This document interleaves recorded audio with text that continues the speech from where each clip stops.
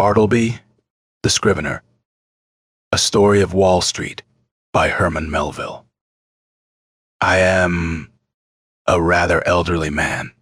The nature of my avocations for the last 30 years has brought me into more than ordinary contact with what would seem an interesting and somewhat singular set of men, of whom as yet nothing that I know of has ever been written. I mean the law copyists or Scriveners. I have known very many of them, professionally and privately, and if I pleased could relate diverse histories, at which good-natured gentlemen might smile, and sentimental souls might weep. But I waive the biographies of all other Scriveners for a few passages in the life of Bartleby, who was a Scrivener of the strangest I ever saw or heard of. While of other law copyists I might write the complete life of Bartleby, nothing of that sort can be done.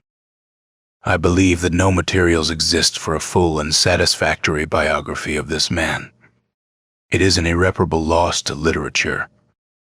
Bartleby was one of those beings of whom nothing is ascertainable except from the original sources, and in his case those are very small. What my own astonished eyes saw of Bartleby, that is all I know of him, except, indeed, one vague report which will appear in the sequel. Ere introducing the Scrivener as he first appeared to me, it is fit I make some mention of myself, my employ, ace, my business, my chambers, and general surroundings, because some such description is indispensable to an adequate understanding of the chief character about to be presented. Imprimis, I am a man who, from his youth upwards, has been filled with a profound conviction that the easiest way of life is the best. Hence, though I belong to a profession proverbially energetic and nervous, even to turbulence at times, yet nothing of that sort have I ever suffered to invade my peace. I am one of those unambitious lawyers who never addresses a jury, or in any way draws down public applause, but in the cool tranquility of a snug retreat do a snug business among rich men's bonds and mortgages and title deeds. All who know me consider me an eminently safe man. The late John Jacob Astor, a personage little given to poetic enthusiasm, had no hesitation in pronouncing my first grand point to be prudence, my next method. I do not speak it in vanity, but simply record the fact that I was not unemployed in my profession by the late John Jacob Astor, a name which, I admit, I love to repeat, for it hath a rounded and orbicular sound to it, and rings like unto bullion. I will freely add that I was not insensible to the late John Jacob Astor's good opinion. Some time prior to the period at which this little history begins, my avocations had been largely increased. The good old office, now extinct in the state of New York, of a master in chancery, had been conferred upon me. It was not a very arduous office, but very pleasantly remunerative. I seldom lose my temper, much more seldom indulge in dangerous indignation at wrongs and outrages. But I must be permitted to be rash here and declare that I consider the sudden and violent abrogation of the office of Master in Chancery by the new Constitution as a premature act, inasmuch as I had counted upon a life lease of the profits, whereas I only received those of a few short years. But this is by the way my chambers were upstairs at No. Wall Street. At one end they looked upon the white wall of the interior of a spacious skylight, shaft penetrating the building from top to bottom. This view might have been considered rather tame than otherwise, deficient in what landscape painters call life, but if so, the view from the other end of my chambers offered at least a contrast, if nothing more. In that direction, my windows commanded an unobstructed view of a lofty brick wall, black by age and everlasting shade, which wall required no spyglass to bring out its lurking beauties, but for the benefit of all near-sighted spectators was pushed up to within 10 feet of my window panes. Owing to the great height of the surrounding buildings, and my chambers being on the second floor, The interval between this wall and mine not a little resembled a huge square cistern. At the period just preceding the advent of Bartleby, I had 2 persons as copyists in my employment and a promising lad as an office boy. First, Turkey. Second, Nippers. Third, Gingernut. These may seem names, the like of which are not usually found in the directory. In truth, they were nicknames, mutually conferred upon each other by my 3 clerks, and were deemed expressive of their respective persons or characters. Turkey was a short, pursy Englishman of about my own age, that is, somewhere not far from 60. In the morning, one might say his face was of a fine, florid hue.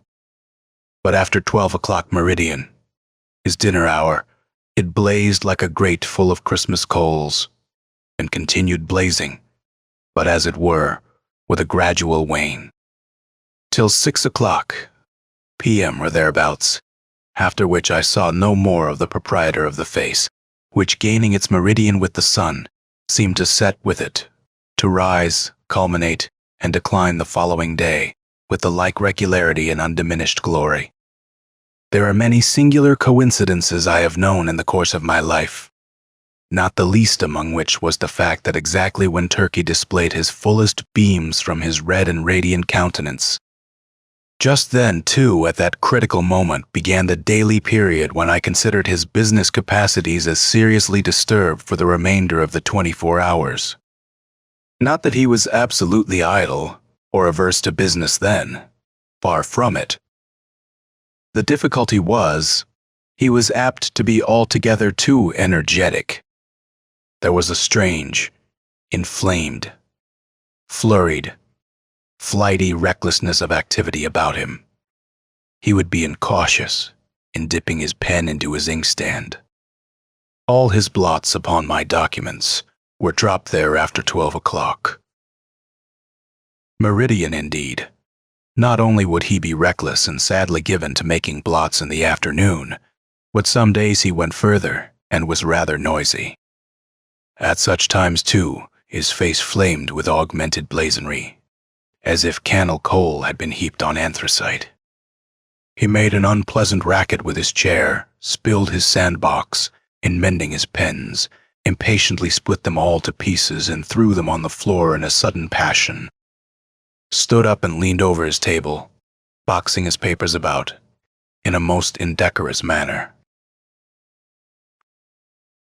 Very sad to behold in an elderly man like him. Nevertheless, as he was in many ways a most valuable person to me, and all the time before 12 o'clock meridian was the quickest, steadiest creature too, accomplishing a great deal of work in a style not easy to be matched. For these reasons I was willing to overlook his eccentricities, though indeed occasionally I remonstrated with him. I did this very gently, however, because, though the civilest, nay, the blandest and most reverential of men in the morning, yet in the afternoon he was disposed, upon provocation, to be slightly rash with his tongue, in fact, insolent. Now, valuing his morning services as I did, and resolved not to lose them, yet, at the same time made uncomfortable by his inflamed ways after 12 o'clock, and, being a man of peace, unwilling by my admonitions to call forth unseemly retorts from him, I took upon me one Saturday noon — he was always worse on Saturdays — to hint to him very kindly that perhaps now that he was growing old it might be well to abridge his labors. In short, he need not come to my chambers after 12 o'clock, but, dinner over, had best go home to his lodgings and rest himself till tea time. But no, he insisted upon his afternoon devotions. His countenance became intolerably fervid as he oratorically assured me, gesticulating with a long ruler at the other end of the room, that if his services in the morning were useful, how indispensable then, in the afternoon. With submission, sir, said Turkey on this occasion, I consider myself your right-hand man. In the morning I but marshal and deploy my columns, but in the afternoon I put myself at their head and gallantly charged the foe thus. And he made a violent thrust with the ruler. But the blots, Turkey, intimated I. True, but, with submission, sir, behold these hairs. I am getting old. Surely, sir, a blot or two of a warm afternoon is not to be severely urged against gray hairs. Old age, even if it blot the page, is honorable with submission. Sir, we both are getting old. This appeal to my fellow feeling was hardly to be resisted. At all events, I saw that go he would not, so I made up my mind to let him stay, resolving, nevertheless, to see to it that during the afternoon he had to do with my less important papers. Nippers, the second on my list, was a whiskered, sallow, and upon the whole rather piratical-looking young man of about 25. I always deemed him the victim of two evil powers, ambition and indigestion. The ambition was evinced by a certain impatience of the duties of a mere copyist, an unwarrantable usurpation of strictly professional affairs, such as the original drawing up of legal documents. The indigestion seemed betokened in an occasional nervous testiness and grinning irritability, causing the teeth to audibly grind together over mistakes committed in copying. Unnecessary maledictions, hissed rather than spoken in the heat of business, and especially by a continual discontent with the height of the table where he worked. Though of a very ingenious mechanical turn, Nippers could never get this table to suit him. He put chips under it, blocks of various sorts, bits of pasteboard, and at last went so far as to attempt an exquisite adjustment by final pieces of folded blotting paper. But no invention would answer. If, for the sake of easing his back, he brought the table lid at a sharp angle well up towards his chin, and wrote there like a man using the steep roof of a Dutch house for his desk, then he declared that it stopped the circulation in his arms. If now he lowered the table to his waistbands and stooped over it in writing, then there was a sore aching in his back. In short, the truth of the matter was, Nippers knew not what he wanted, or, if he wanted anything, it was to be rid of a Scrivener's table altogether. Among the manifestations of his diseased ambition was a fondness he had for receiving visits from certain ambiguous-looking fellows in seedy coats whom he called his clients. Indeed, I was aware that not only was he at times considerable of a ward politician, but he occasionally did a little business at the justices' courts, and was not unknown on the steps of the tombs. I have good reason to believe, however, that one individual who called upon him at my chambers, and who, with a grand air, he insisted was his client, was no other than a dun, and the alleged title deed a bill. But with all his failings and the annoyances he caused me, Nippers, like his compatriot Turkey, was a very useful man to me, wrote a neat, swift hand, and when he chose, was not deficient in a gentlemanly sort of deportment. Added to this, he always dressed in a gentlemanly sort of way, and so incidentally reflected credit upon my chambers.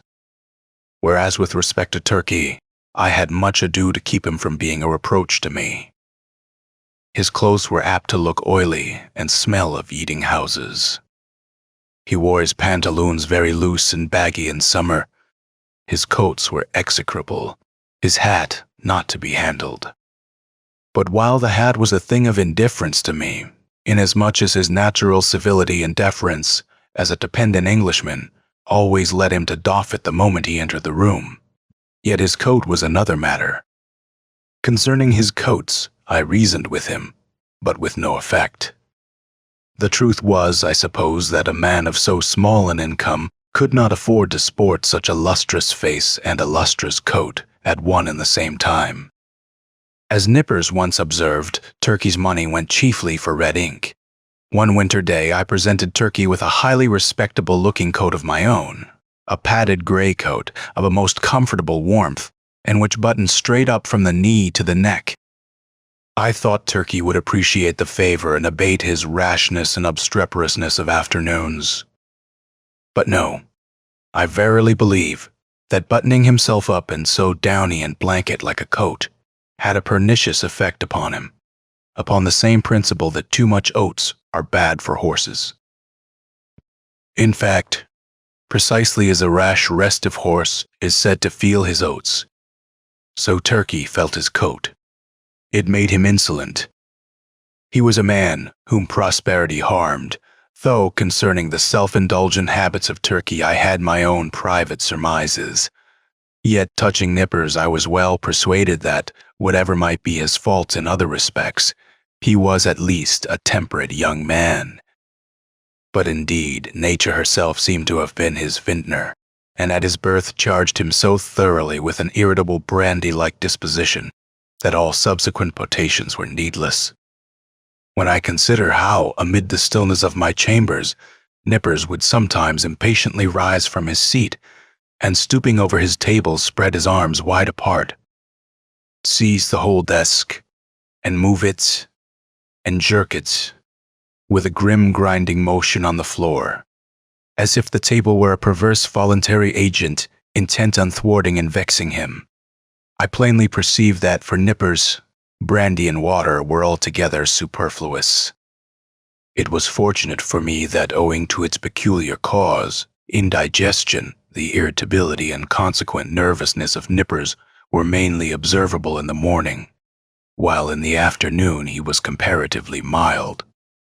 So the Turkey's paroxysms only coming on about 12 o'clock, I never had to do with their eccentricities at one time. Their fits relieved each other like guards. When Nippers was on, Turkey's was off, and vice versa. This was a good natural arrangement, under the circumstances. Ginger Nut, the third on my list, was a lad some 12 years old. His father was a carman, ambitious of seeing his son on the bench instead of a cart, before he died. So he sent him to my office as student at law, errand boy, and cleaner and sweeper at the rate of $1 a week. He had a little desk to himself, but he did not use it much upon inspection. The drawer exhibited a great array of the shells of various sorts of nuts. Indeed, to this quick-witted youth the whole noble science of the law was contained in a nutshell. Not the least among the employments of Ginger Nut, as well as one which he discharged with the most alacrity, was his duty as cake and apple purveyor for Turkey and Nippers. Copying law papers being proverbially dry, husky sort of business, my two Scriveners were fain to moisten their mouths very often with Spitzenbergs to be had at the numerous stalls nigh the custom house and post office. Also, they sent Ginger Nut very frequently for that peculiar cake, small, flat, round, and very spicy, after which he had been named by them.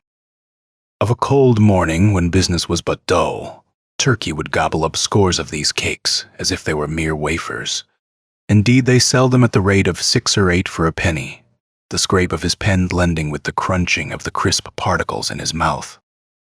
Of all the fiery afternoon blunders and flurried rashnesses of Turkey, was his once moistening a ginger cake between his lips and clapping it onto a mortgage for a seal.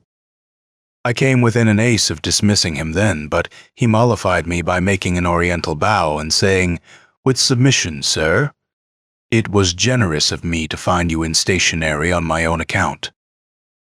Now my original business, that of a conveyancer and title, hunter, and drawer-up of recondite documents of all sorts, was considerably increased by receiving the master's office. There was now great work for Scriveners. Not only must I push the clerks already with me, but I must have additional help. In answer to my advertisement, a motionless young man one morning stood upon my office threshold, the door being open, for it was summer. I can see that figure now, pallidly neat, pitiably respectable, incurably forlorn. It was Bartleby. After a few words touching his qualifications, I engaged him. glad to have among my corps of copyists a man of so singularly sedate an aspect, which I thought might operate beneficially upon the flighty temper of Turkey and the fiery one of Nippers. I should have stated before that ground-glass folding doors divided my premises into two parts, one of which was occupied by my scriveners, the other by myself. According to my humor, I threw open these doors, or closed them. I resolved to assign Bartleby a corner by the folding doors, but on my side of them, so as to have this quiet man within easy call, in case any trifling thing was to be done. I placed his desk close up to a small side window in that part of the room, a window which originally had afforded a lateral view of certain grimy backyards and bricks, but which, owing to subsequent erections, commanded at present no view at all, though it gave some light. Within 3 feet of the panes was a wall, and the light came down from far above, between 2 lofty buildings, as from a very small opening in a dome. Still further to a satisfactory arrangement, I procured a high green folding screen, which might entirely isolate Bartleby from my sight, though not remove him from my voice. And thus, in a manner, privacy and society were conjoined. At first, Bartleby did an extraordinary quantity of writing. As if long famishing for something to copy, he seemed to gorge himself on my documents. There was no pause for digestion. He ran a day and night line, copying by sunlight and by candlelight. I should have been quite delighted with his application, had he been cheerfully industrious. But he wrote on silently, palely, mechanically. It is, of course, an indispensable part of a scrivener's business to verify the accuracy of his copy, word by word. Where there are 2 or more scriveners in an office, they assist each other in this examination, one reading from the copy, the other holding the original. It is a very dull, wearisome, and lethargic affair. I can readily imagine that to some sanguine temperaments it would be altogether intolerable. For example, I cannot credit that the meddlesome poet Byron would have contentedly sat down with Bartleby to examine a law document of, say, 500 pages, closely written in a crimpy hand. Now and then, in the haste of business, it had been my habit to assist in comparing some brief document myself, calling Turkey or Nippers for this purpose. One object I had in placing Bartleby so handy to me behind the screen was to avail myself of his services on such trivial occasions. It was on the 3rd day, I think, of his being with me, and before any necessity had arisen for having his own writing examined, that being much hurried to complete a small affair I had in hand, I abruptly called to Bartleby.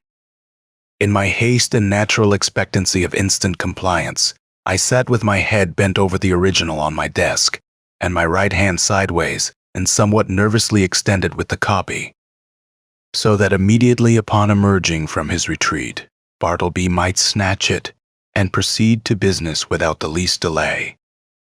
In this very attitude did I sit when I called to him, rapidly stating what it was I wanted him to do, namely, to examine a small paper with me.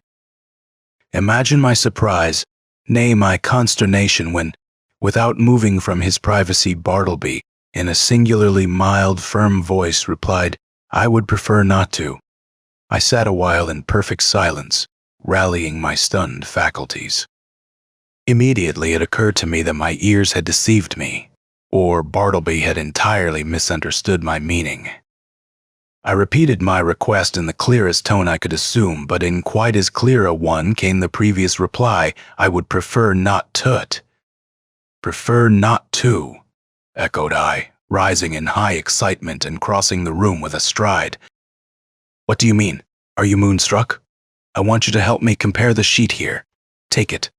And I thrust it towards him. "I would prefer not to," said he. I looked at him steadfastly. His face was leanly composed, his gray eye dimly calm. Not a wrinkle of agitation rippled him. Had there been the least uneasiness, anger, impatience, or impertinence in his manner? In other words, had there been anything ordinarily human about him? doubtless I should have violently dismissed him from the premises. But, as it was, I should have as soon thought of turning my pale plaster of Paris bust of Cicero out of doors. I stood gazing at him a while as he went on with his own writing, and then reseated myself at my desk. This is very strange, thought I. What had one best do? But my business hurried me. I concluded to forget the matter for the present, reserving it for my future leisure. So, calling Nippers from the other room, the paper was speedily examined. A few days after this, Bartleby concluded 4 lengthy documents, being quadruplicates of a week's testimony taken before me in my High Court of Chancery. It became necessary to examine them. It was an important suit, and great accuracy was imperative. Having all things arranged, I called Turkey, Nippers, and Gingernut from the next room, meaning to place the 4 copies in the hands of my 4 clerks, while I should read from the original.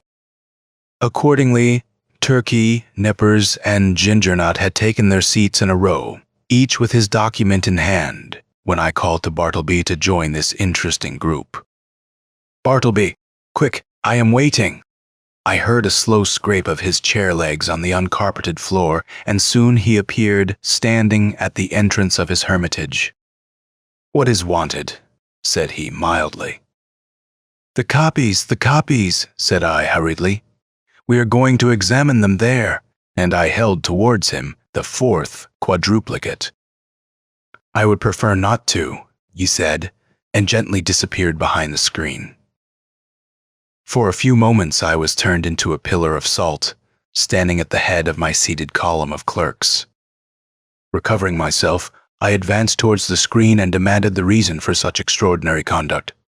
"Why do you refuse?" "I would prefer not to. With any other man I should have flown outright into a dreadful passion, scorned all further words, and thrust him ignominiously from my presence." But there was something about Bartleby that not only strangely disarmed me, but in a wonderful manner touched and disconcerted me. I began to reason with him. "These are your own copies we are about to examine. It is labor-saving to you, because one examination will answer for your 4 papers. It is common usage. Every copyist is bound to help examine his copy. Is it not so? Will you not speak? Answer." "I prefer not to," he replied in a flute-like tone. It seemed to me that, while I had been addressing him, he carefully revolved every statement that I made, fully comprehended the meaning, could not gainsay the irresistible conclusions, but at the same time, some paramount consideration prevailed with him to reply as he did. "You are decided, then, not to comply with my request, a request made according to common usage and common sense." He briefly gave me to understand that on that point my judgment was sound. Yes, his decision was irreversible. It is not seldom the case that when a man is browbeaten in some unprecedented and violently unreasonable way, he begins to stagger in his own plainest faith. He begins, as it were, vaguely to surmise that, wonderful as it may be, all the justice and all the reason is on the other side. Accordingly, if any disinterested persons are present, he turns to them for some reinforcement for his own faltering mind. "Turkey," said I, "what do you think of this? Am I not right?" "With submission, sir," said Turkey with his blandest tone, "I think that you are." "Nippers," said I, "what do you think of it?" "I think I should kick him out of the office." The reader of nice perceptions will here perceive that, it being morning, Turkey's answer is couched in polite and tranquil terms, but Nippers replies in ill-tempered ones. Or, to repeat a previous sentence, Nippers' ugly mood was on duty, and Turkey's off. "Gingernut," said I, willing to enlist the smallest suffrage in my behalf. "What do you think of it?" "I think, sir, he's a little loony," replied Gingernut with a grin. "You hear what they say," said I, turning towards the screen. "Come forth and do your duty." But he vouchsafed no reply. I pondered a moment in sore perplexity, but once more business hurried me. I determined again to postpone the consideration of this dilemma to my future leisure. With a little trouble we made out to examine the papers without Bartleby, though at every page or two, Turkey deferentially dropped his opinion that this proceeding was quite out of the common. While Nippers, twitching in his chair with a dyspeptic nervousness, ground out between his set teeth occasional hissing maledictions against the stubborn oaf behind the screen. And for Nipper's part, this was the first and the last time he would do another man's business without pay. Meanwhile, Bartleby sat in his hermitage, oblivious to everything but his own peculiar business there. Some days passed, the Scrivener being employed upon another lengthy work. His late remarkable conduct led me to regard his ways narrowly. I observed that he never went to dinner, indeed that he never went anywhere. As yet, I had never of my personal knowledge known him to be outside of my office.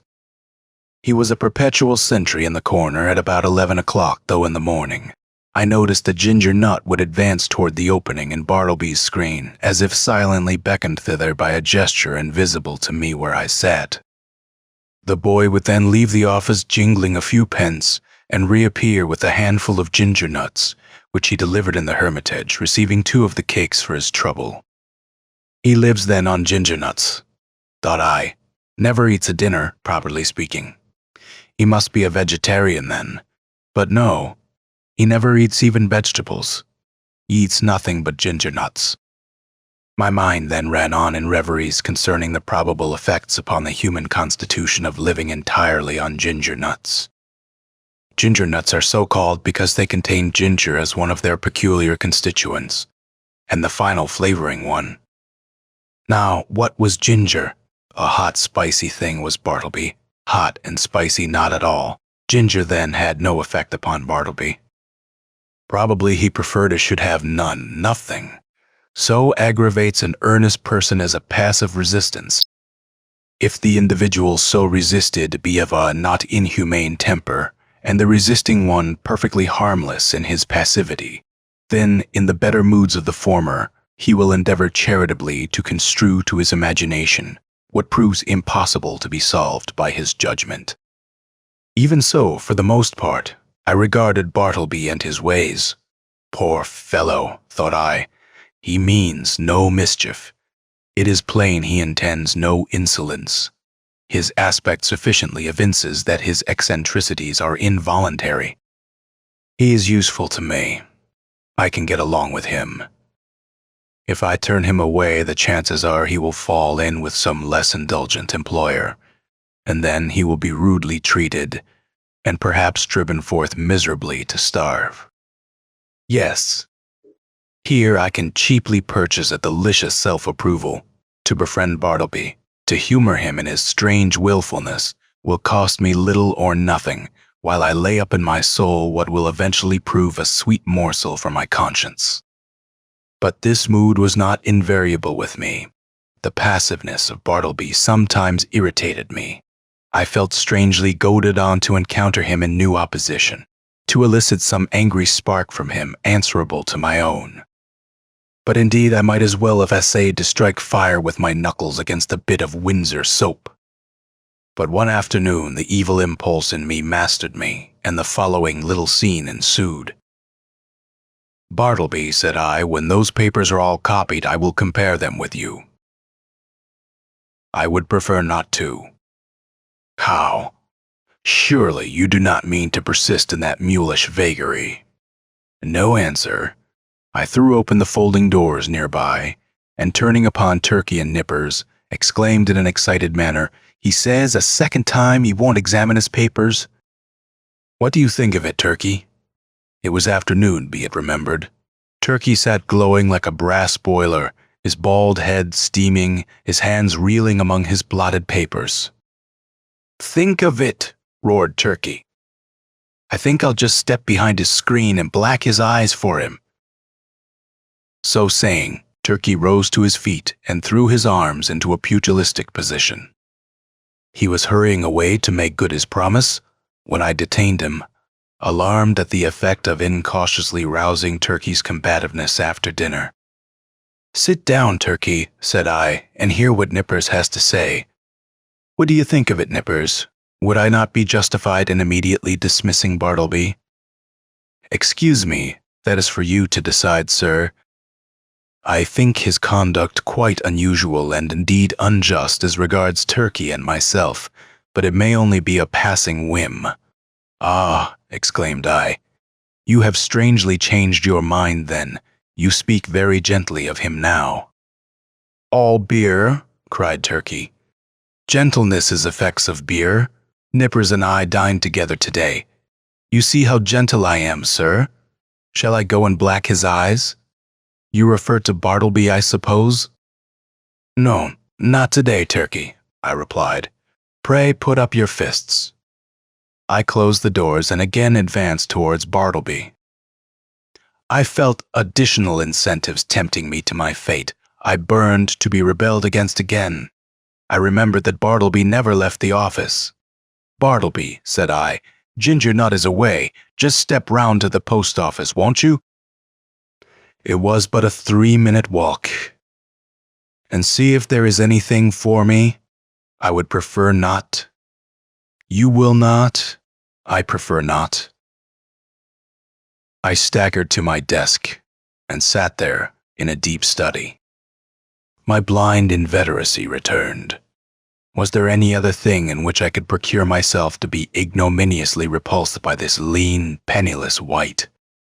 My hired clerk? What added thing is there? Perfectly reasonable that he will be sure to refuse to do. Bartleby? No answer. Bartleby, in a louder tone. No answer. "Bartleby!" I roared. Like a very ghost, agreeably to the laws of magical invocation, at the third summons, he appeared at the entrance of his hermitage. "Go to the next room and tell Nippers to come to me." "I prefer not to," he respectfully and slowly said, and mildly disappeared. "Very good, Bartleby," said I, in a quiet sort of serenely severe self-possessed tone, intimating the unalterable purpose of some terrible retribution very close at hand. At the moment, I half intended something of the kind. But upon the whole, as it was drawing towards my dinner hour, I thought it best to put on my hat and walk home for the day, suffering much from perplexity and distress of mind. Shall I acknowledge it? The conclusion of this whole business was that it soon became a fixed fact of my chambers that a pale young scrivener by the name of Bartleby and a desk there. That he copied for me at the usual rate of 4 cents, a folio, 100 words. But he was permanently exempt from examining the work done by him, that duty being transferred to Turkey and Nippers. One of compliment doubtless to their superior acuteness. Moreover, said Bartleby, was never on any account to be dispatched on the most trivial errand of any sort, and that even if entreated to take upon him such a matter, it was generally understood that he would prefer not to. In other words, that he would refuse point blank. As days passed on, I became considerably reconciled to Bartleby. His steadiness, his freedom from all dissipation, his incessant industry except when he chose to throw himself into a standing reverie behind his screen, his great stillness, his unalterableness of demeanor, under all circumstances, made him a valuable acquisition. One prime thing was this: he was always there, first in the morning, continually through the day, and the last at night. I had a singular confidence in his honesty. I felt my most precious papers perfectly safe in his hands. Sometimes, to be sure, I could not, for the very soul of me, avoid falling into sudden spasmodic passions with him. For it was exceeding difficult to bear in mind all the time those strange peculiarities, privileges, and unheard-of exemptions, forming the tacit stipulations on Bartleby's part, under which he remained in my office. Now and then, in the eagerness of dispatching pressing business, I would inadvertently summon Bartleby in a short, rapid tone to put his fingers, say, on the incipient tie of a bit of red tape with which I was about compressing some papers. Of course, from behind the screen the usual answer, "I prefer not to," was sure to come. And then, how could a human creature with the common infirmities of our nature refrain from bitterly exclaiming upon such perverseness, such unreasonableness? However, every added repulse of this sort which I received only tended to lessen the probability of my repeating the inadvertence. Here it must be said that according to the custom of most legal gentlemen occupying chambers in densely populated law buildings, there were several keys to my door. One was kept by a woman residing in the attic, which person weekly scrubbed and daily swept and dusted my apartments. Another was kept by Turkey for convenience sake. The third I sometimes carried in my own pocket. The fourth I knew not who had. Now, one Sunday morning, I happened to go to Trinity Church to hear a celebrated preacher, and finding myself rather early on the ground, I thought I would walk around to my chambers for a while. Luckily, I had my key with me, but upon applying it to the lock, I found it resisted by something inserted from the inside. Quite surprised, I called out, when to my consternation, a key was turned from within, and thrusting his lean visage at me and holding the door ajar, the apparition of Bartleby appeared. In his shirt sleeves and otherwise in a strangely tattered dishabille, saying quietly that he was sorry, but he was deeply engaged just then and preferred not admitting me at present. In a brief word or two, he moreover added that perhaps I had better walk round the block 2 or 3 times, and by that time he would probably have concluded his affairs. Now the utterly unsurmised appearance of Bartleby, tenanting my law chambers of a Sunday morning, with his cadaverously gentlemanly nonchalance, yet withal firm and self-possessed, had such a strange effect upon me, that incontinently I slunk away from my own door, and did as desired, but not without sundry twinges of impotent rebellion against the mild effrontery of this unaccountable Scrivener. Indeed, it was his wonderful mildness chiefly, which not only disarmed me, but unmanned me, as it were. For I consider that one for the time is a sort of unmanned, when he tranquilly permits his hired clerk to dictate to him, and order him away from his own premises. Furthermore, I was full of uneasiness as to what Bartleby could possibly be doing in my office in his shirt sleeves, and in an otherwise dismantled condition of a Sunday morning. Was anything amiss going on? Nay, that was out of the question.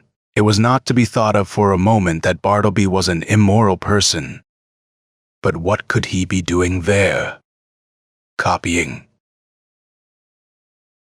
Nay, again, whatever might be his eccentricities, Bartleby was an eminently decorous person. He would be the last man to sit down to his desk in any state approaching to nudity.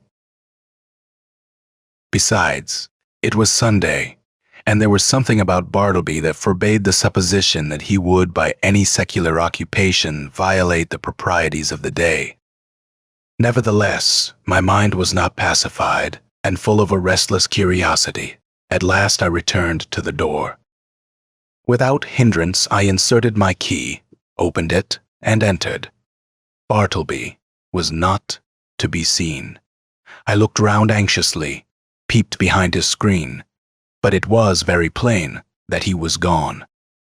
Upon more closely examining the place, I surmised that for an indefinite period Bartleby must have ate, dressed, and slept in my office, and that too without plate, mirror, or bed.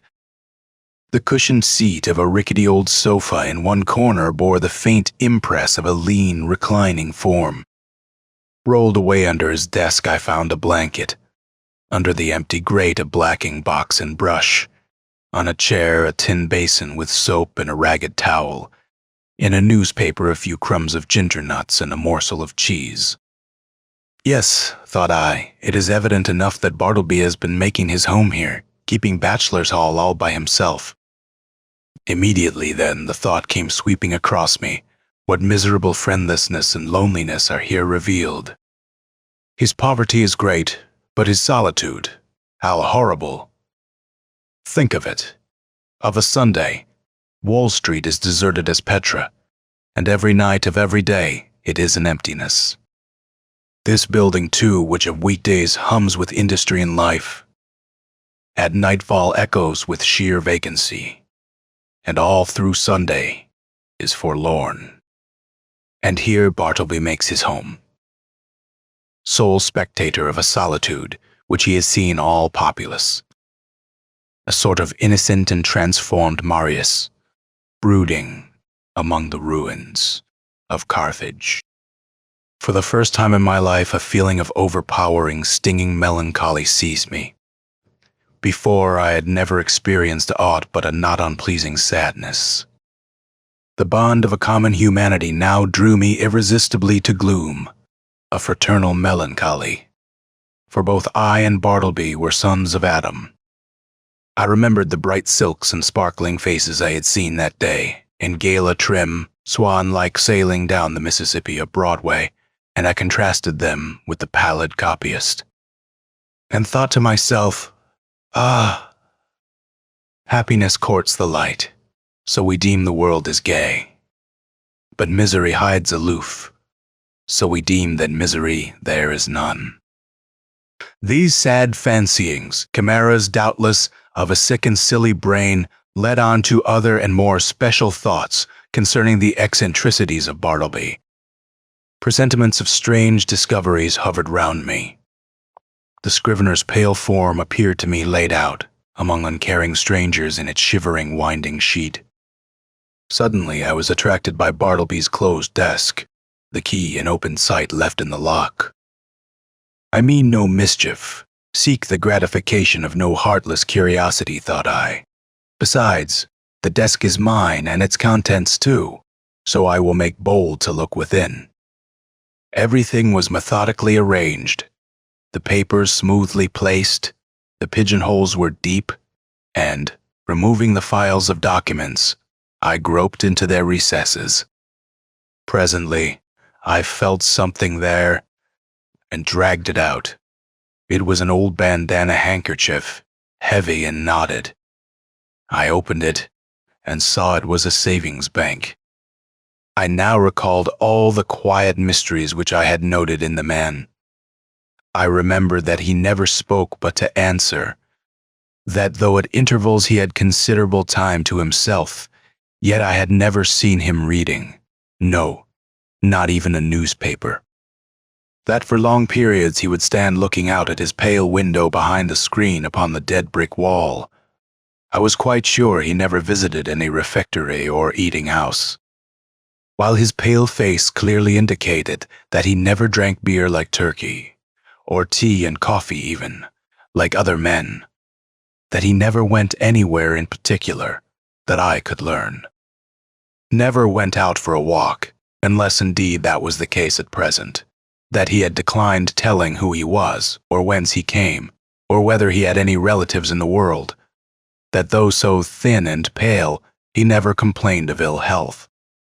And, more than all, I remembered a certain unconscious air of pallid, how shall I call it, of pallid haughtiness, say, or rather an austere reserve about him, which had positively awed me into my tame compliance with his eccentricities when I had feared to ask him to do the slightest incidental thing for me. Even though I might know from his long-continued motionlessness that behind his screen he must be standing in one of those dead-wall reveries of his. Revolving all these things, and coupling them with the recently discovered fact that he made my office his constant abiding place and home, and not forgetful of his morbid moodiness, revolving all these things, a prudential feeling began to steal over me. My first emotions had been those of pure melancholy and sincerest pity. But just in proportion as the forlornness of Bartleby grew and grew to my imagination, did that same melancholy merge into fear, that pity into repulsion. So true it is, and so terrible too, that up to a certain point the thought or sight of misery enlists our best affections. But in certain special cases, beyond that point, it does not. They err who would assert that invariably this is owing to the inherent selfishness of the human heart. It rather proceeds from a certain hopelessness of remedying excessive and organic ill. To a sensitive being, pity is not seldom pain. And when at last it is perceived that such pity cannot lead to effectual succor, common sense bids the soul rid of it. What I saw that morning persuaded me that the Scrivener was the victim of innate and incurable disorder. I might give alms to his body, but his body did not pain him. It was his soul that suffered, and his soul I could not reach. I did not accomplish the purpose of going to Trinity Church that morning. Somehow, the things I had seen disqualified me for the time from church going. I walked homeward, thinking what I would do with Bartleby. Finally, I resolved upon I would put certain calm questions to him the next morning, touching his history, etc. And if he declined to answer them openly and unreservedly, and I supposed he would prefer not, then to give him a $20 bill over and above whatever I might owe him, and tell him his services were no longer required, but that if in any other way I could assist him, I would be happy to do so, especially if he desired to return to his native place, wherever that might be. I would willingly help to defray the expenses. Moreover, if after reaching home he found himself at any time in want of aid, a letter from him would be sure of a reply. The next morning came Bartleby, said I, gently calling to him behind his screen. No reply. Bartleby, said I, in a still gentler tone, come here. I am not going to ask you to do anything you would prefer not to do. I simply wish to speak to you. Upon this, he noiselessly slid into view. Will you tell me, Bartleby, where you were born? I would prefer not to. Will you tell me anything about yourself? I would prefer not to. But what reasonable objection can you have to speak to me? I feel friendly towards you. He did not look at me while I spoke, but kept his glance fixed upon my bust of Cicero, which, as I then sat, was directly behind me, some 6 inches above my head. What is your answer, Bartleby? Said I, after waiting a considerable time for a reply, during which his countenance remained immovable. Only there was the faintest conceivable tremor of the white, attenuated mouth. At present I prefer to give no answer, he said, and retired into his hermitage. It was rather weak in me, I confess, but his manner on this occasion nettled me. Not only did there seem to lurk in it a certain calm disdain, but his perverseness seemed ungrateful, considering the undeniable good usage and indulgence he had received from me. Again I sat ruminating what I should do, mortified as I was at his behavior, and resolved as I had been to dismiss him when I entered my offices. Nevertheless, I strangely felt something superstitious knocking at my heart, and forbidding me to carry out my purpose, and denouncing me for a villain if I dared to breathe one bitter word against this forlornest of mankind. At last, familiarly drawing my chair behind his screen, I sat down and said, Bartleby, never mind then about revealing your history, but let me entreat you, as a friend, to comply as far as may be with the usages of this office. Say now, you will help to examine papers tomorrow or next day. In short, say now that in a day or two you will begin to be a little reasonable pape. Say so, Bartleby. At present I would prefer not to be a little reasonable, was his mildly cadaverous reply. Just then the folding doors opened, and Nippers approached. He seemed suffering from an unusually bad night's rest, induced by severer indigestion than common. He overheard those final words of Bartleby. Prefer not, eh? Gritted Nippers. I'd prefer him, if I were you, sir, addressing me. I'd prefer him. I'd give him preferences, the stubborn mule. What is it, sir, pray, that he prefers not to do now? Bartleby moved not a limb. Mr. Nippers, said I, I'd prefer that you would withdraw for the present. Somehow of late, I had got into the way of involuntarily using this word, prefer, upon all sorts of not exactly suitable occasions. And I trembled to think that my contact with the Scrivener had already and seriously affected me in a mental way. And what further and deeper aberration might it not yet produce? This apprehension had not been without efficacy in determining me to summary means. As Nippers, looking very sour and sulky, was departing, Turkey blandly and deferentially approached. With submission, sir, said he, yesterday I was thinking about Bartleby here. And I think that if he would but prefer to take a quart of good ale every day, it would do much towards mending him and enabling him to assist in examining his papers. So you have got the word too, said I, slightly excited with submission. What word, sir? Asked Turkey, respectfully crowding himself into the contracted space behind the screen, and by so doing making me jostle the Scrivener. What word, sir? I would prefer to be left alone here, said Bartleby, as if offended at being mobbed in his privacy. That's the word, Turkey, said I. That's it. Oh, prefer. Oh yes, queer word. I never use it myself. But, sir, as I was saying, if you would but prefer— Turkey, interrupted I, you will please withdraw. Oh, certainly, sir, if you prefer that I should. As he opened the folding door to retire, Nippers at his desk caught a glimpse of me and asked whether I would prefer to have a certain paper copied on blue paper or white. He did not in the least roguishly accent the word prefer. It was plain that it involuntarily rolled from his tongue. I thought to myself, surely I must get rid of a demented man who already has in some degree turned the tongues, if not the heads, of myself and clerks. But I thought it prudent not to break the dismission at once. The next day I noticed that Bartleby did nothing but stand at his window in his dead-wall reverie. Upon asking him why he did not write, he said that he had decided upon doing no more writing. Why? How now? What next? Exclaimed I. Do no more writing? No more. And what is the reason? Do you not see the reason for yourself? He indifferently replied. I looked steadfastly at him, and perceived that his eyes looked dull and glazed.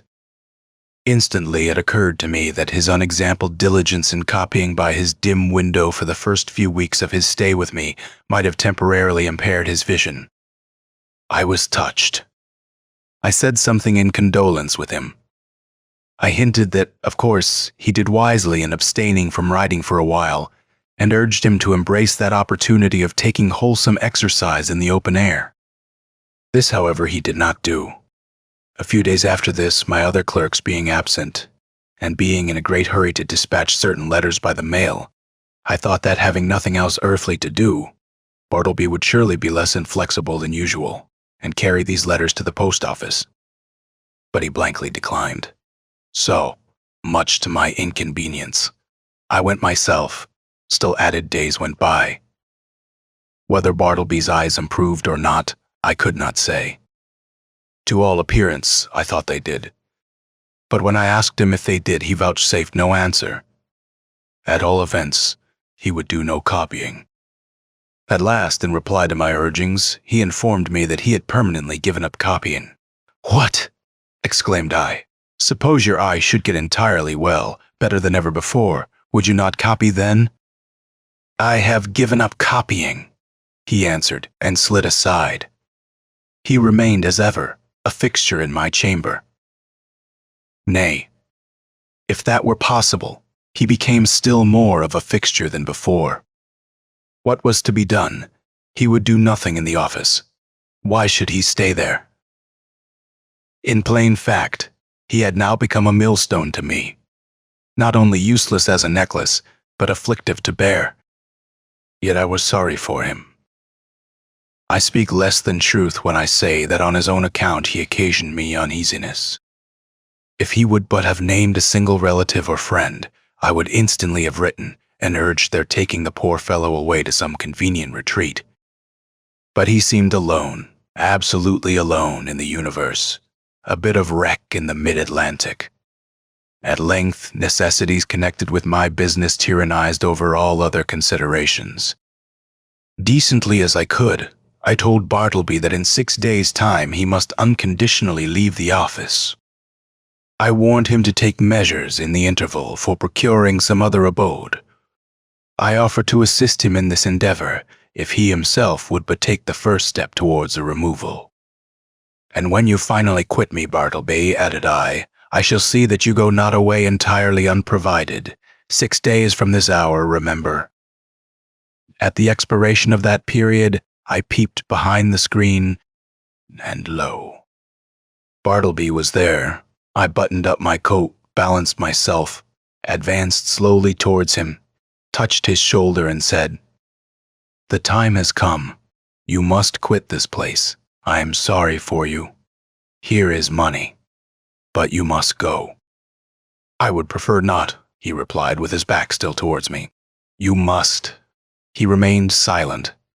Now I had an unbounded confidence in this man's common honesty. He had frequently restored to me sixpences and shillings carelessly dropped upon the floor, for I am apt to be very reckless in such shirt-button affairs. The proceeding then which followed will not be deemed extraordinary. "Bartleby," said I owe you $12 on account. Here are 32. The odd 20 are yours. Will you take it?" And I handed the bills towards him, but he made no motion. "I will leave them here then," putting them under a weight on the table. Then, taking my hat and cane and going to the door, I tranquilly turned and added, "After you have removed your things from these offices, Bartleby, you will of course lock the door, since everyone is now gone for the day but you. And, if you please, slip your key underneath the mat, so that I may have it in the morning. I shall not see you again, so goodbye to you. If hereafter in your new place of abode I can be of any service to you, do not fail to advise me by letter. Goodbye, Bartleby, and fare you well."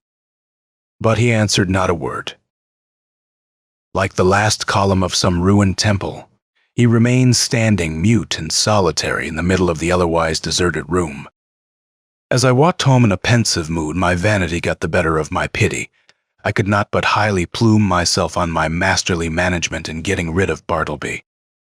Masterly, I call it, and such it must appear to any dispassionate thinker. The beauty of my procedure seemed to consist in its perfect quietness. There was no vulgar bullying, no bravado of any sort, no choleric hectoring, and striding to and fro across the apartment, jerking out vehement commands for Bartleby to bundle himself off with his beggarly traps. Nothing of the kind. Without loudly bidding Bartleby depart, as an inferior genius might have done, I assumed the ground that depart he must, and upon that assumption built all I had to say. The more I thought over my procedure, the more I was charmed with it. Nevertheless, next morning upon awakening I had my doubts. I had somehow slept off the fumes of vanity. One of the coolest and wisest hours a man has is just after he awakes in the morning. My procedure seemed as sagacious as ever, but only in theory how it would prove in practice. There was the rub. It was truly a beautiful thought to have assumed Bartleby's departure, but after all, that assumption was simply my own, and none of Bartleby's. The great point was not whether I had assumed that he would quit me, but whether he would prefer so to do. He was more a man of preferences than assumptions. After breakfast, I walked downtown, arguing the probabilities pro and con. One moment I thought it would prove a miserable failure, and Bartleby would be found all alive at my office as usual. The next moment it seemed certain that I should see his chair empty. And so, I kept veering about at the corner of Broadway and Canal Street. I saw quite an excited group of people standing in earnest conversation. "I'll take odds he doesn't," said a voice as I passed. "Doesn't go." "Done," said I. "Put up your money." I was instinctively putting my hand in my pocket to produce my own when I remembered that this was an election day. The words I had overheard bore no reference to Bartleby, but to the success or non-success of some candidate for the mayoralty. In my intent frame of mind, I had, as it were, imagined that all Broadway shared in my excitement and were debating the same question with me. I passed on, very thankful that the uproar of the street screened my momentary absent-mindedness. As I had intended, I was earlier than usual at my office door. I stood listening for a moment. All was still. He must be gone. I tried the knob. The door was locked. Yes, my procedure had worked to a charm. He indeed must be vanished. Yet a certain melancholy mixed with this. I was almost sorry for my brilliant success. I was fumbling under the doormat for the key which Bartleby was to have left there for me, when accidentally my knee knocked against a panel, producing a summoning sound, and in response a voice came to me from within. "Not yet. I am occupied." It was Bartleby. I was thunderstruck. For an instant, I stood like the man who, pipe in mouth, was killed one cloudless afternoon long ago in Virginia by a summer lightning. At his own warm open window, he was killed and remained leaning out there upon the dreamy afternoon till someone touched him, when he fell.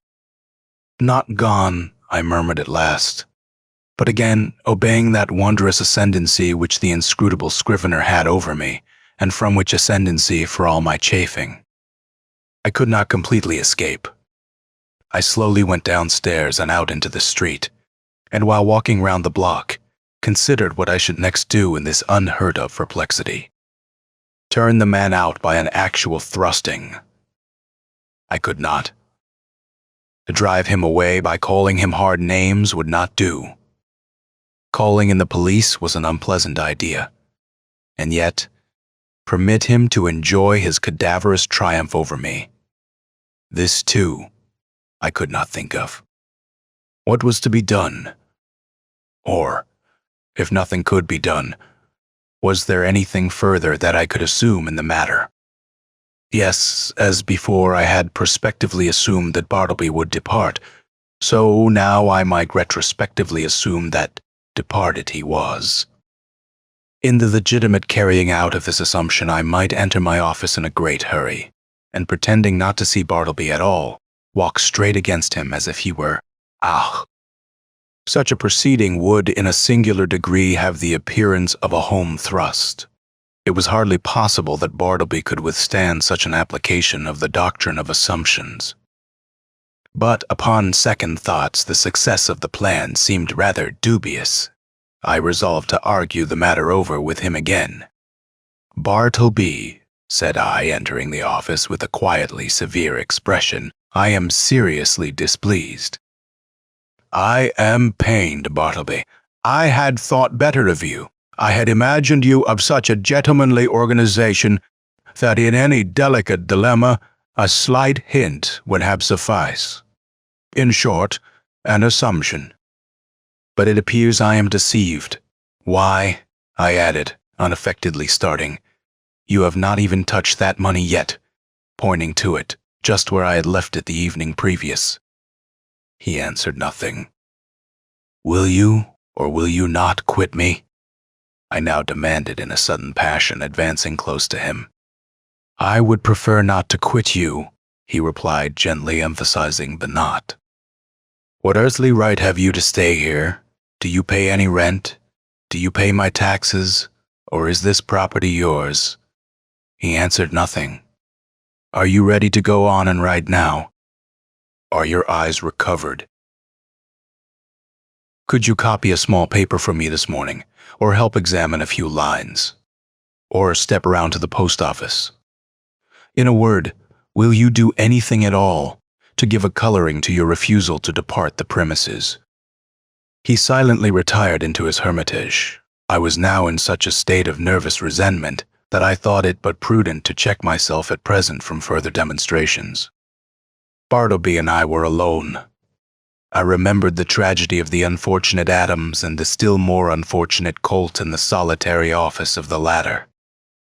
And how poor Colt, being dreadfully incensed by Adams and imprudently permitting himself to get wildly excited, was, at unawares, hurried into his fatal act, an act which certainly no man could possibly deplore more than the actor himself.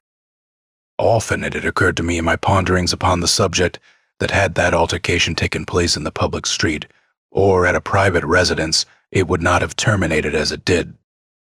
It was the circumstance of being alone in a solitary office upstairs, of a building entirely unhallowed by humanizing domestic associations, an uncarpeted office doubtless, of a dusty, haggard sort of appearance. This it must have been which greatly helped to enhance the irritable desperation of the hapless Colt. But when this old atom of resentment rose in me and tempted me concerning Bartleby, I grappled him and threw him. How? Why? Simply by recalling the divine injunction, "A new commandment give I unto you, that ye love one another." Yes, this it was that saved me. Aside from higher considerations, charity often operates as a vastly wise and prudent principle, a great safeguard to its possessor. Men have committed murder for jealousy's sake, and anger's sake, and hatred's sake, and selfishness' sake, and spiritual pride's sake. But no man that ever I heard of ever committed a diabolical murder for sweet charity's sake. Mere self-interest, then, if no better motive can be enlisted, should, especially with high-tempered men, prompt all beings to charity and philanthropy. At any rate, upon the occasion in question, I strove to drown my exasperated feelings towards the Scrivener by benevolently construing his conduct. Poor fellow, thought I. He don't mean anything. And besides, he has seen hard times and ought to be indulged. I endeavored also immediately to occupy myself, and at the same time to comfort my despondency. I tried to fancy that, in the course of the morning, at such time as might prove agreeable to him, Bartleby, of his own free accord, would emerge from his hermitage and take up some decided line of march in the direction of the door. But no. 12:30 came. Turkey began to glow in the face, overturn his inkstand, and become generally obstreperous. Nippers abated down into quietude and courtesy. Ginger Nut munched his noon apple, and Bartleby remained standing at his window in one of his profoundest dead-wall reveries. Will it be credited? Ought I to acknowledge it? That afternoon I left the office without saying one further word to him. Some days now passed, during which at leisure intervals I looked a little into Edwards on the Will and Priestley on Necessity. Under the circumstances, those books induced a salutary feeling. Gradually I slid into the persuasion that these troubles of mine touching the Scrivener had been all predestinated from eternity, and Bartleby was billeted upon me for some mysterious purpose of an all-wise providence, which it was not for a mere mortal like me to fathom. Yes, Bartleby, stay there behind your screen, thought I. I shall persecute you no more. You are harmless and noiseless as any of these old chairs. In short, I never feel so private as when I know you are here. At last I see it. I feel it. I penetrate to the predestinated purpose of my life. I am content. Others may have loftier parts to enact, but my mission in this world, Bartleby, is to furnish you with office room for such period as you may see fit to remain. I believe that this wise and blessed frame of mind would have continued with me, had it not been for the unsolicited and uncharitable remarks obtruded upon me by my professional friends who visited the rooms.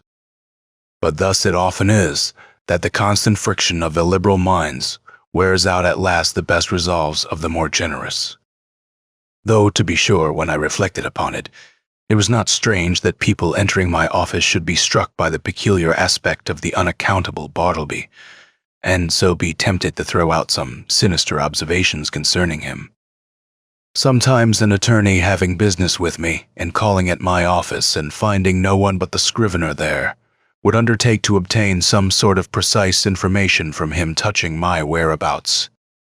But without heeding his idle talk, Bartleby would remain standing immovable in the middle of the room. So after contemplating him in that position for a time, the attorney would depart, no wiser than he came.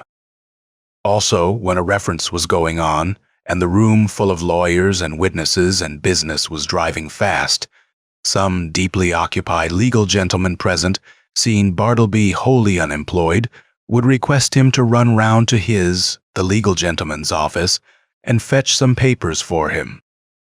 Thereupon, Bartleby would tranquilly decline, and yet remain idle as before. Then the lawyer would give a great stare and turn to me. And what could I say?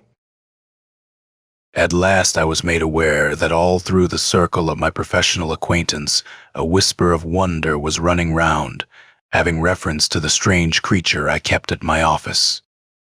This worried me very much, and as the idea came upon me of his possibly turning out a long-lived man and keep occupying my chambers, and denying my authority, and perplexing my visitors, and scandalizing my professional reputation, and casting a general gloom over the premises, keeping soul and body together to the last upon his savings, for doubtless he spent but half a dime a day, and in the end perhaps outlive me, and claim possession of my office by right of his perpetual occupancy.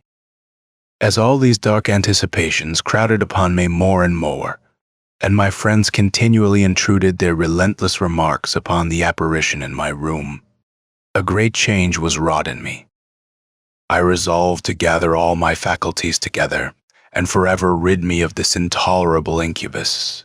And revolving any complicated project, however adapted to this end, I first simply suggested to Bartleby the propriety of his permanent departure. In a calm and serious tone, I commended the idea to his careful and mature consideration. But having taken 3 days to meditate upon it, he apprised me that his original determination remained the same. In short, that he still preferred to abide with me. What shall I do? I now said to myself, buttoning up my coat to the last button. What shall I do? What ought I to do? What does conscience say I should do with this man, or rather, ghost? Rid myself of him I must. Go he shall. But how? You will not thrust him, the poor, pale, passive mortal.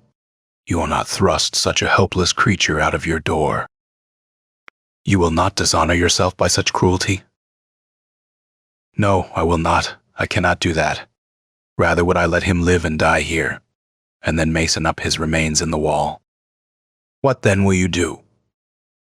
For all your coaxing, he will not budge. Bribes he leaves under your own paperweight on your table. In short, it is quite plain that he prefers to cling to you. Then something severe, something unusual must be done. What? Surely you will not have him collared by a constable and commit his innocent pallor to the common jail. And upon what ground could you procure such a thing to be done? A vagrant, is he? What? He, a vagrant? A wanderer, who refuses to budge. It is because he will not be a vagrant, then, that you seek to count him as a vagrant. That is too absurd. No visible means of support. There I have him wrong again. For indubitably, he does support himself, and that is the only unanswerable proof that any man can show of his possessing the means so to do. No more then. Since he will not quit me, I must quit him. I will change my offices, I will move elsewhere, and give him fair notice that if I find him on my new premises, I will then proceed against him as a common trespasser. Acting accordingly, next day I thus addressed him. I find these chambers too far from the city hall. The air is unwholesome. In a word, I propose to remove my offices next week and shall no longer require your services.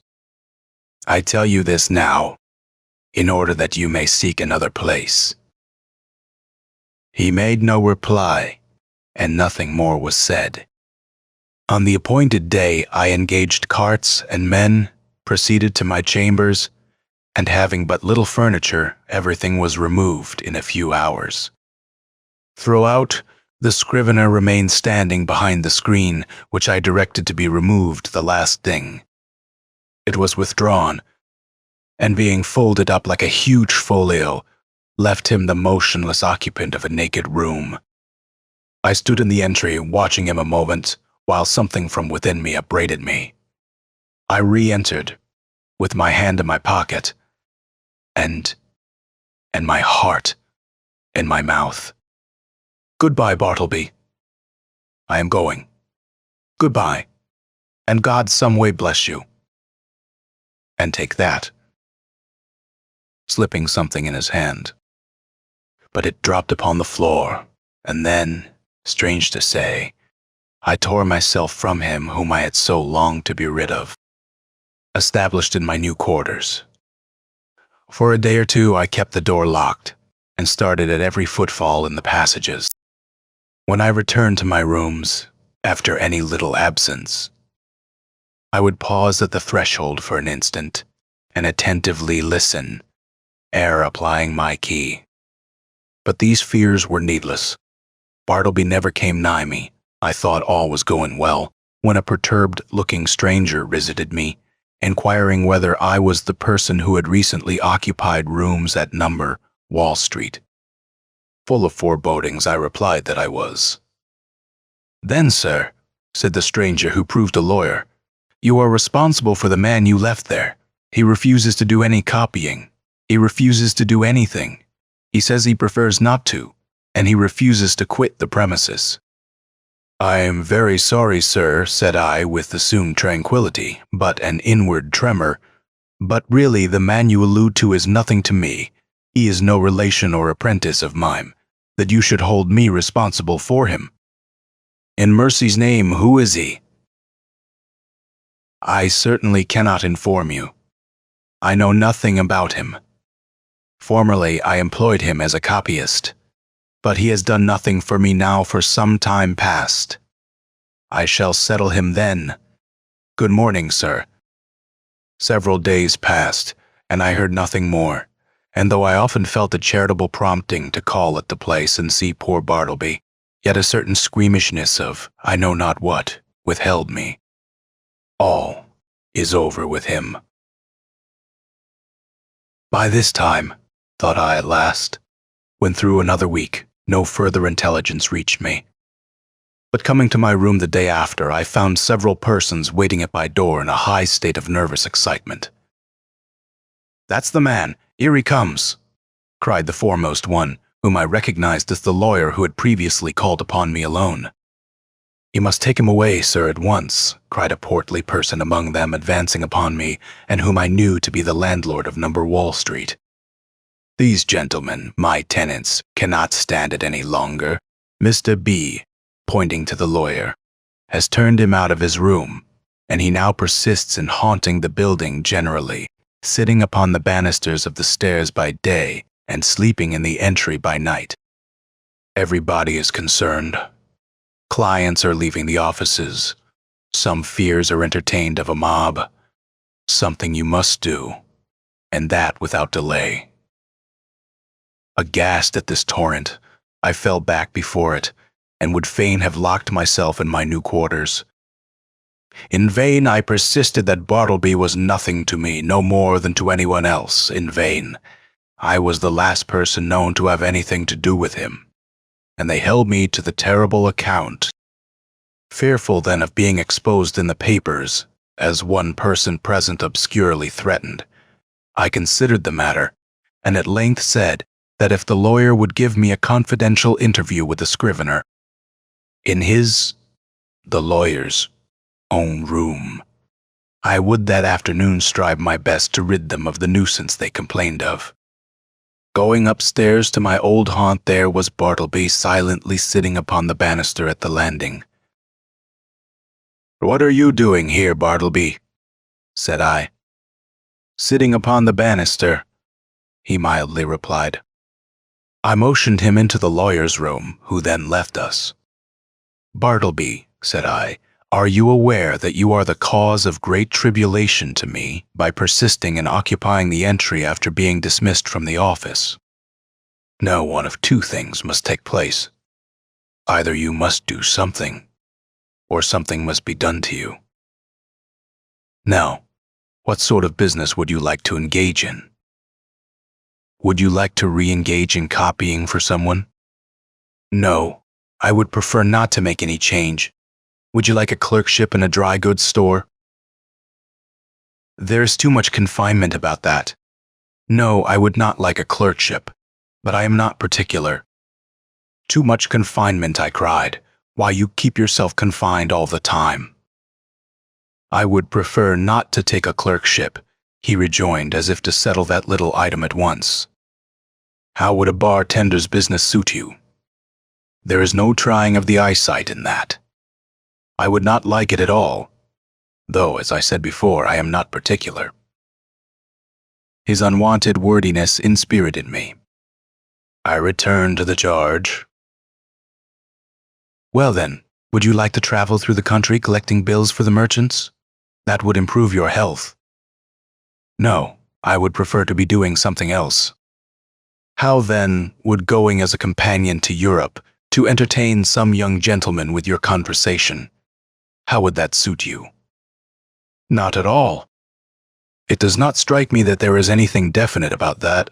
I like to be stationary, but I am not particular.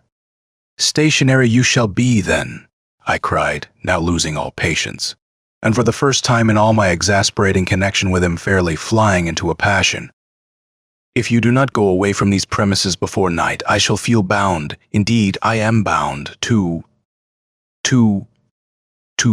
quit the premises myself, I rather absurdly concluded, knowing not with what possible threat to try to frighten his immobility into compliance. Despairing of all further efforts, I was precipitately leaving him when a final thought occurred to me, one which had not been wholly unindulged before. "Bartleby," said I, in the kindest tone I could assume under such exciting circumstances, "will you go home with me now? Not to my office, but my dwelling, and remain there till we can conclude upon some convenient arrangement for you at our leisure. Come, let us start now, right away." No, at present I would prefer not to make any change at all. I answered nothing, but effectually dodging everyone by the suddenness and rapidity of my flight, rushed from the building, ran up Wall Street towards Broadway, and jumping into the first omnibus was soon removed from pursuit. As soon as tranquility returned, I distinctly perceived that I had now done all that I possibly could, both in respect to the demands of the landlord and his tenants, and with regard to my own desire and sense of duty to benefit Bartleby and shield him from rude persecution. I now strove to be entirely carefree and quiescent, and my conscience justified me in the attempt, though indeed it was not so successful as I could have wished. So fearful was I of being again hunted out by the incensed landlord and his exasperated tenants that, surrendering my business to nippers, for a few days I drove about the upper part of the town and through the suburbs in my rockaway, crossed over to Jersey City and Hoboken, and paid fugitive visits to Manhattanville and Astoria. In fact, I almost lived in my rockaway for the time, when again I entered my office. Lo, a note from the landlord lay upon the desk. I opened it with trembling hands. It informed me that the writer had sent to the police and had Bartleby removed to the Tombs as a vagrant. Moreover, since I knew more about him than anyone else. He wished me to appear at that place and make a suitable statement of the facts. These tidings had a conflicting effect upon me. At first I was indignant, but at last almost approved. The landlord's energetic, summary disposition had led him to adopt a procedure which I do not think I would have decided upon myself. And yet, as a last resort, under such peculiar circumstances, it seemed the only plan.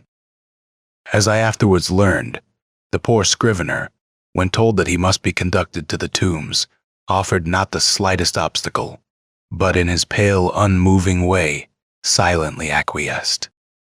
Some of the compassionate and curious bystanders joined the party, and headed by one of the constables arm in arm with Bartleby, the silent procession filed its way through all the noise and heat and joy of the roaring thoroughfares at noon. The same day I received the note, I went to the tombs, or to speak more properly, the halls of justice. Seeking the right officer, I stated the purpose of my call, and was informed that the individual I described was indeed within. I then assured the functionary that Bartleby was a perfectly honest man, and greatly to be compassionated, however unaccountably eccentric. I narrated all I knew, and closed by suggesting the idea of letting him remain in as indulgent confinement as possible, till something less harsh might be done, though indeed I hardly knew what. At all events, if nothing else could be decided upon, the almshouse must receive him. I then begged to have an interview. Being under no disgraceful charge, and quite serene and harmless in all his ways, they had permitted him freely to wander about the prison, and especially in the enclosed, grass-platted yard thereof. And so I found him there, standing all alone in the quietest of the yards, his face towards a high wall, while all around, from the narrow slits of the jail windows, I thought I saw peering out upon him the eyes of murderers and thieves. "Bartleby, I know you," he said without looking round, "and I want nothing to say to you." "It was not I that brought you here, Bartleby," said I, keenly pained at his implied suspicion. "And to you this should not be so vile a place. Nothing reproachful attaches to you by being here. And see, it is not so sad a place as one might think. Look, there is the sky, and here is the grass." "I know where I am," he replied, but would say nothing more.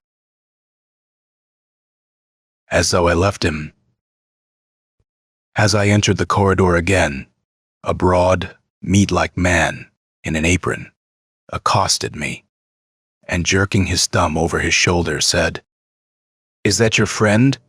"Yes." "Does he want to starve? If he does, let him live on the prison fare, that's all." "Who are you?" asked I, not knowing what to make of such an unofficially speaking person in such a place. "I am the grub man.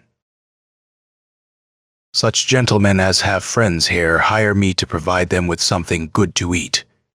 "Is this so?" said I, turning to the turnkey. He said it was. "Well then," said I, slipping some silver into the grub man's hands, for so they called him, "I want you to give particular attention to my friend there. Let him have the best dinner you can get. And you must be as polite to him as possible. Introduce me, will you?" said the grub man, looking at me with an expression which seemed to say he was all impatience for an opportunity to give a specimen of his breeding. Thinking it would prove of benefit to the Scrivener, I acquiesced, and asking the grub man his name, went up with him to Bartleby. "Bartleby, this is Mr. Cutlets. You will find him very useful to you." "Your sarvant, sir, your sarvant," said the grub man, making a low salutation behind his apron. "Hope you find it pleasant here, sir, in spacious grounds, cool apartments, sir. Hope you'll stay with us some time. Try to make it agreeable. May Mrs. Cutlets and I have the pleasure of your company to dinner, sir, in Mrs. Cutlets' private room." "I prefer not to dine today," said Bartleby, turning away. "It would disagree with me. I am unused to dinners." So saying, he slowly moved to the other side of the enclosure and took up a position fronting the dead wall. "How's this?" said the grub man, addressing me with a stare of astonishment. "He's odd, ain't he?" "I think he is a little deranged," said I sadly. "Deranged? Deranged, is it? Well now, upon my word, I thought that friend of yourn was a gentleman forger. They are always pale and genteel like them forgers. I can't pity 'em, can't help it, sir. Did you know Monroe Edwards?" he added touchingly and paused. Then, laying his hand pityingly on my shoulder, sighed. "He died of consumption at Sing Sing." "So you weren't acquainted with Monroe?" "No, I was never socially acquainted with any forgers, but I cannot stop longer. Look to my friend yonder. You will not lose by it. I will see you again."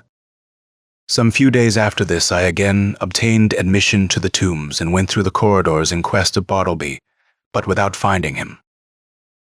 "I saw him coming from his cell not long ago," said a turnkey. "Maybe he's gone to loiter in the yards." So I went in that direction. "Are you looking for the silent man?" said another turnkey, passing me. "Yonder he lies, sleeping in the yard there. 'Tis not 20 minutes since I saw him lie down." The yard was entirely quiet. It was not accessible to the common prisoners. The surrounding walls of amazing thickness kept off all sounds behind them. The Egyptian character of the masonry weighed upon me with its gloom. But a soft, imprisoned turf grew underfoot, the heart of the eternal pyramids, it seemed, wherein, by some strange magic, through the clefts, grass seed dropped by birds had sprung. Strangely huddled at the base of the wall, his knees drawn up and lying on his side, his head touching the cold stones, I saw the wasted Bartleby. But nothing stirred. I paused, then went close up to him, stooped over, and saw that his dim eyes were open. Otherwise, he seemed profoundly sleeping. Something prompted me to touch him. I felt his hand, when a tingling shiver ran up my arm and down my spine to my feet. The round face of the grub man peered upon me now. "His dinner is ready? Won't he dine today either? Or does he live without dining?" "Lives without dining," said I, and closed his eyes. "Eh, he's asleep, ain't he? With kings and counselors," murmured I. There would seem little need for proceeding further in this history. Imagination will readily supply the meager recital of poor Bartleby's interment, but ere parting with the reader, let me say that if this little narrative has sufficiently interested him to awaken curiosity as to who Bartleby was and what manner of life he led prior to the present narrator's making his acquaintance, I can only reply that in such curiosity I fully share, but am wholly unable to gratify it.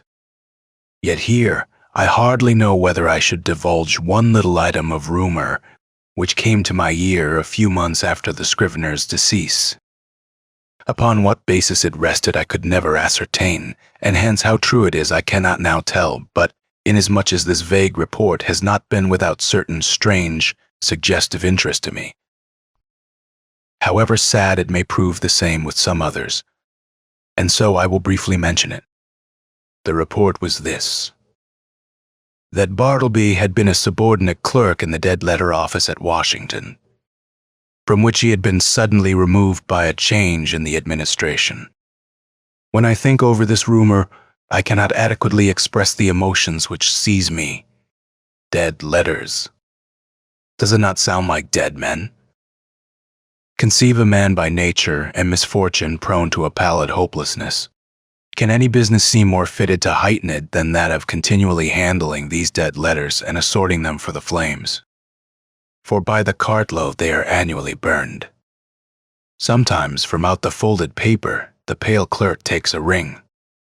The finger it was meant for, perhaps, Moulders in the grave, a banknote sent in swiftest charity pouts. He whom it would relieve, nor eats nor hungers any more. Pardon for those who died despairing, hope for those who died unhoping. Good tidings for those who died, stifled by unrelieved calamities. On errands of life, these letters speed to death. Ah, Bartleby! Ah, humanity! End of Bartleby the Scrivener. A story of Wall Street by Herman Melville.